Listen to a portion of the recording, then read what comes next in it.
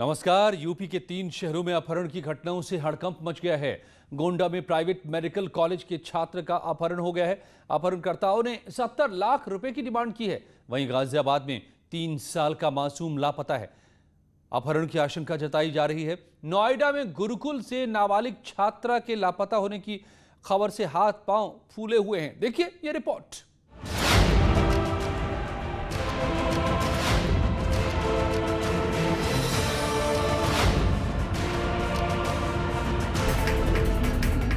UP के 3 शहरों में अपहरण की घटनाओं से सनसनी फैल गई है। 3 शहरों में मासूमों के अपहरण की वारदातों से पुलिस प्रशासन के हाथ पांव फूल गए हैं।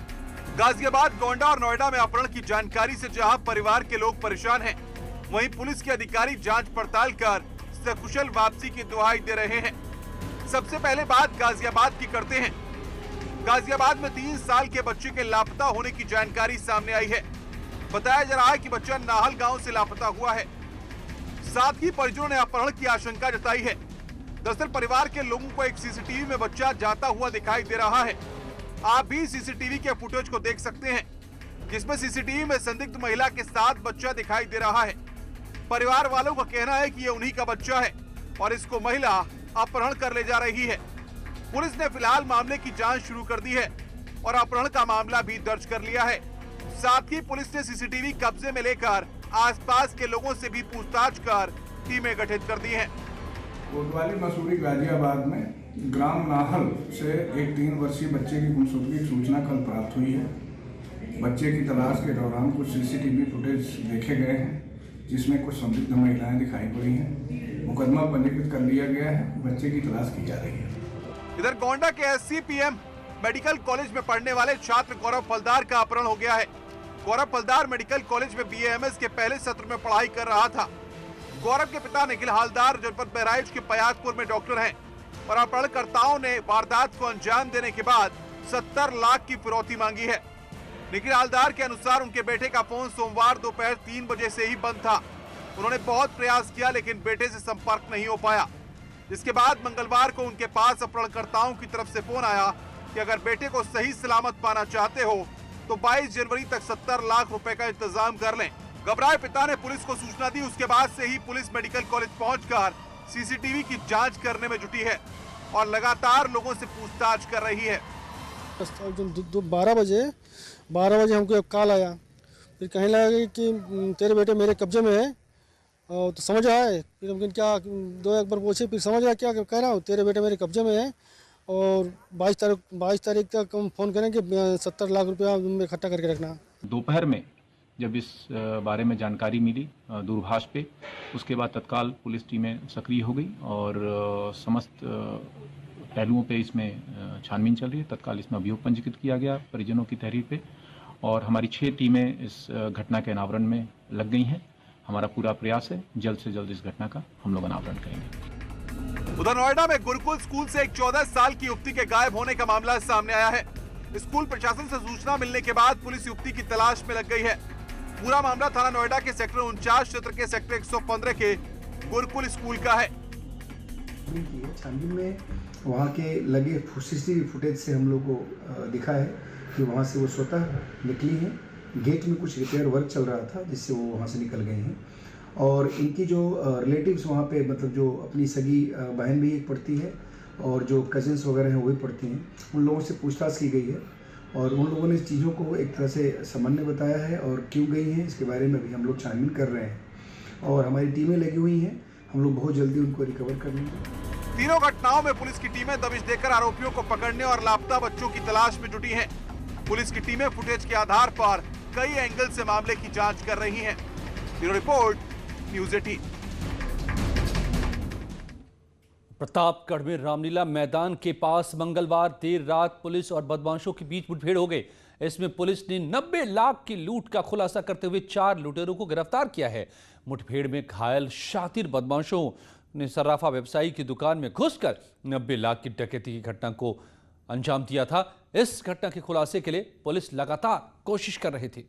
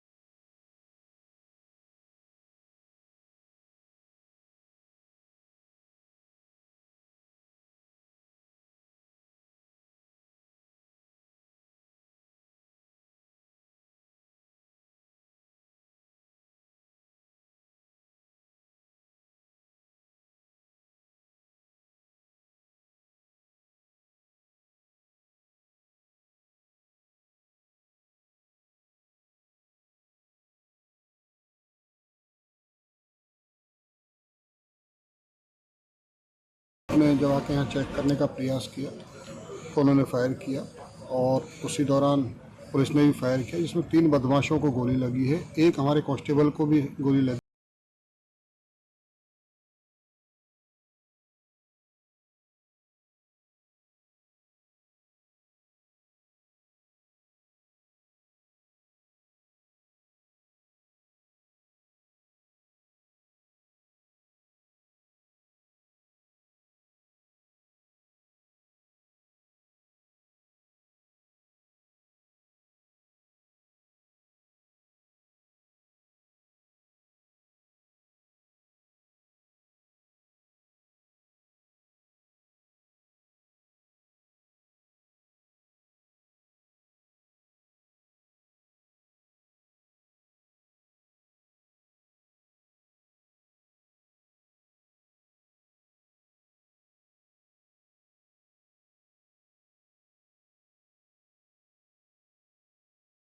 के तालाब में एक 85 साल के पुजारी की सिर पर किसी भारी चीज से हमला कर हत्या कर दी गई, मगर मंदिर में मौजूद किसी भी सामान को हत्यारों ने हाथ नहीं लगाया है। जबकि गोरखपुर में एक मेडिकल स्टोर मालिक की बाइक सवार बदमाशों ने गोली मारकर हत्या कर दी है। दोनों मामलों में अभी पुलिस के हाथ खाली हैं। पुलिस हत्यारों को जल्द पकड़ने का दावा जरूर कर रही है। आज प्रदेश में 3 जगहों पर हुई हत्या और लूट की घटनाओं से इलाके में दहशत का माहौल है। पहला मामला लखनऊ के बख्शी के तालाब इलाके का है, जहां 85 साल के एक पुजारी की हत्या कर दी जाती है। दूसरी घटना गोरखपुर की है, जहां बीती रात एक मेडिकल स्टोर संचालक की गोली मारकर हत्या कर दी गई। और तीसरी घटना मेरठ की है, जहां बेखौफ बदमाशों ने एक महिला प्रोफेसर से सरेआम लूट की वारदात को अंजाम दिया। बात लखनऊ की करें तो बख्शी के तालाब इलाके में देर रात एक 85 साल के पुजारी फकीर दास की हत्या कर दी जाती है, जिसकी सूचना ग्रामीणों ने सुबह पुलिस को दी। मौके पर पहुंची पुलिस का कहना है कि पुजारी की हत्या किसी भारी चीज से सिर पर वार करके की गई और पुलिस मामले की जांच में जुटी हुई है। जल्द हत्यारे को गिरफ्तार कर लिया जाएगा। यहाँ पे अनेक मूल्यवान वस्तु ऐसी थी जो अभी एज इट इज पड़ी हुई है और हत्या करने के उपकरण भी यहाँ पे जैसे कुल्हाड़ी इत्यादि से हत्या की जा सकती थी। कुछ नशे की वस्तु भी यहाँ पे मिली है, तो लगता है कि कुछ नशे का। चोट के सर कहाँ निशान पाया गया? सर के पीछे चोट का निशान है, विशेष रूप से वही पाया गया है।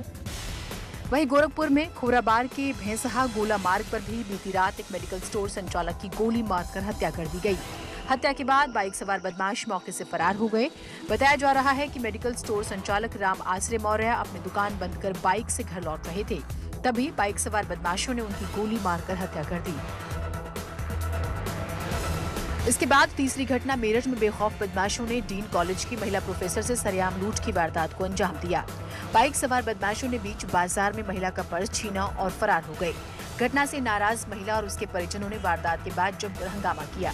अहम बात यह है कि लूट की इस वारदात को चौकी से कुछ ही दूरी पर अंजाम दिया गया। घटना मेरठ के थाना नौचंदी क्षेत्र के सेंट्रल मार्केट इलाके की है, जहां बाइक सवार बदमाशों ने शॉपिंग करने आई महिला से तमंचा दिखाकर लूट की।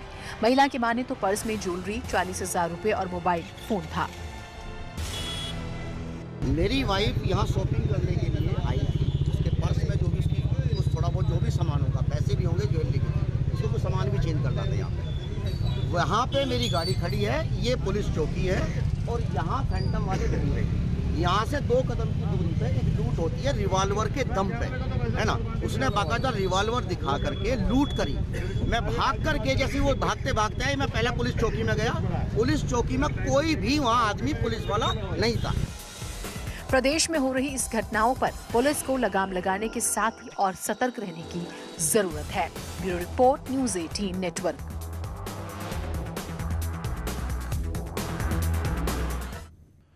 और संत कबीर नगर के हैसर ब्लॉक में पुलिस के सामने जमकर हथियारों का प्रदर्शन हुआ। दरअसल हैसर ब्लॉक में पंचायत जनप्रतिनिधियों के सम्मान समारोह का आयोजन किया गया था, जहां पुलिस की मौजूदगी में नियम कानून की परवाह किए बगैर हथियार लेकर प्रदर्शन किया गया। संत कबीरनगर जिले के हैसर ब्लॉक परिसर में हुए कार्यक्रम में हथियारों का प्रदर्शन देखने को मिला है। पंचायत चुनाव को देखते हुए ब्लॉक परिसर में ब्लॉक प्रमुख प्रिंस अगम सिंह ने पंचायत जनप्रतिनिधियों के सम्मान समारोह का आयोजन किया था। कार्यक्रम में हथियारों का भी जमकर प्रदर्शन हुआ। नियम कानून की परवाह किए बगैर हथियार लेकर प्रदर्शन किया गया। कार्यक्रम के दौरान पुलिस की मौजूदगी भी रही, लेकिन पुलिस भी तमाशबीन बनी रही। इस पूरे मामले पर पुलिस के किसी भी अधिकारी ने कुछ भी बोलने से इनकार कर दिया है। हैसर ब्लॉक में आयोजित सम्मान समारोह के दौरान भाजपा कार्यकर्ताओं ने जमकर असलाह प्रदर्शन किया। असलाह प्रदर्शन के दौरान पुलिस वहां मौजूद रही पर मूक दर्शक बनी रही। वहीं इस पूरे मामले पर पुलिस के आला अधिकारियों से जब बात की गई तो वो कैमरे पे कुछ भी बोलने से साफ इनकार करते नजर आए। अमित अगई, न्यूज 18, संत कबीरनगर। और अजीत सिंह हत्याकांड मामला, आरोपी कुंटू सिंह को भेजा गया है जेल। आरोपी अखंड सिंह को भी जेल भेजा गया। दोनों को 2 फरवरी तक जेल भेजा गया। आजमगढ़ जेल भेजा गया है। पूर्व ब्लॉक प्रमुख अजीत सिंह की हत्याकांड मामले में आरोपी कुंटू सिंह और अखंड सिंह को 2 फरवरी तक जेल जुडिशियल कस्टडी में आजमगढ़ जेल भेजा गया। इस वक्त खबर आ रही है अजीत सिंह हत्याकांड मामले में दोनों आरोपी अखंड सिंह और कुंटू को जेल 14 दिन की हिरासत। लौटते हैं कुछ पलों में और खबरों के साथ। और लखनऊ से बड़ी खबर आ रही है। लखनऊ यूनिवर्सिटी के बाहर बम फोड़ने वाला गिरफ्तार कर लिया गया है। गिरफ्तार आरोपी यूनिवर्सिटी में बीकॉम का छात्र है। रंगदारी वसूलने के लिए चलाए थे बम। यूनिवर्सिटी में काम करने वाले ठेकेदार से मांगी थी रंगदारी। दहशत फैलाने के लिए सड़क पर देशी बम फोड़े थे। आरोपी के 2 दूसरे साथियों की भी तलाश की जा रही है। हसनगंज पुलिस ने आरोपी को गिरफ्तार किया है। चौंकाने वाली खबर, लखनऊ यूनिवर्सिटी का छात्र रंगदारी वसूलता था और इसी के लिए दहशत फैलाने के लिए बम फोड़े थे। अब पुलिस के हत्थे चढ़ा है।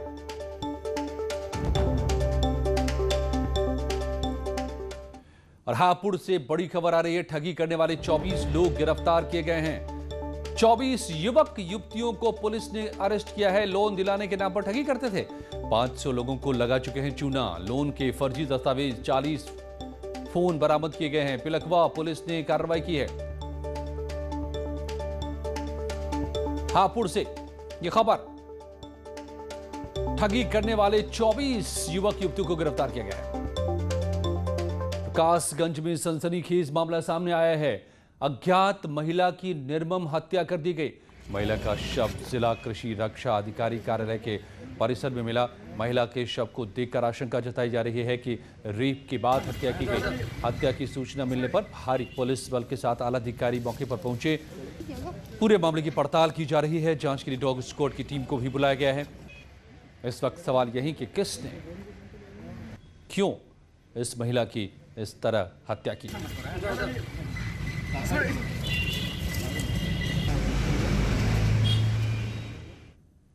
आज हम हार्पिक और न्यूज 18 के फ्लैगशिप कैंपेन मिशन पानी के एक अहम पड़ाव पर पहुंच गए हैं। 26 जनवरी को होने वाले वाटरथॉन के लिए हमें देश के सभी कोनों से सहयोग मिल रहा है। आइए देखते हैं झलक। स्वच्छता और पानी। Pledge to use water mindfully every time, every day, and encourage others to do the same. We are made of water. Water is life itself. Water is health, water is hygiene, water is safety, and water is future.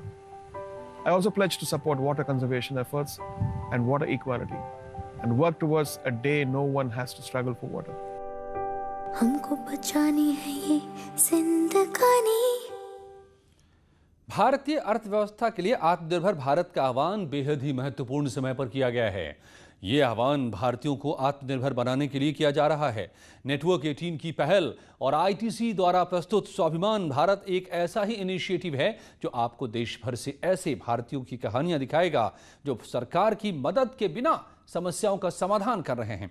नवाचार और उपलब्धियों की ऐसी कहानियां जो बताते हैं कि हम एक राष्ट्र के रूप में कितने सबल हैं। ऐसा ही एक स्टार्टअप है जो ग्रामीण क्षेत्रों में ग्राहकों को बैंक की सुविधाएं मुहैया करवा रहा है, जहां उन्हें उधार मिल सकता है और इसी तरह उन्हें वित्तीय समावेश के नजदीक ले जा रहा है। यही कहानी है FAI ग्लोबल की।